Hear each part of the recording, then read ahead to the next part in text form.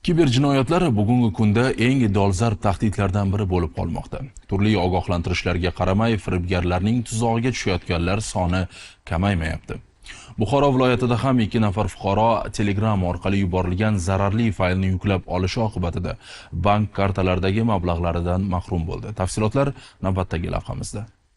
Buxoro viloyatida yashovchi 2 nafar fuqaro ijtimoiy tarmoqlardagi kiber firibgarlar qurboniga aylandi. Qorako'l tumanida yashovchi jabrlanuvchining bank plastik kartasidan 16.700.000 so'm miqdoridagi mablag' firibgarlar tomonidan yechib olingan. Instagramda, Telegramda har xil nonlar keladi.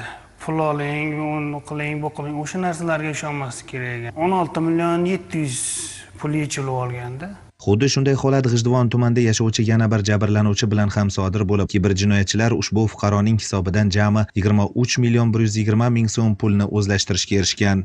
Internetga kirgan, mana Instagram, Telegram, Facebooklarga kirib, mana uni bo'lsang pul beramiz, pul olamiz deb aytishadi. Shu Telegramga APK qanaydir fayllar bor ekan, shuni ochmaslik kerak ekanda. Mazkur holat yuzasidan Buxoro viloyat ichki ishlar boshqarmasi kiberjinoyatlarga qarshi kurashish boshqarmasi xodimlari tomonidan zudlik bilan tezkor texnik va qidiruv tadbirlari o'tkazildi. Olib borilgan tezkor harakatlar natijasida ushbu jinoyatlar fosh etilib, har ikkala jabrlanuvchiga o'zlashtirilgan jami 39.820.000 so'm pullar to'liq qaytarib berilishi ta'minlandi. Har kecha o'ylab, shu pulimni qaytara olarmikanim, yo'qmikan, haqiqatan ham qaytadimi, yo'qmi deb o'ylab yurardim. Rahmat shu ichki ishlar bo'limiga, rahmat kattakon, bizlarning pullarimizni qaytarib berdilar. Bundan keyin ogoh bo'lamiz.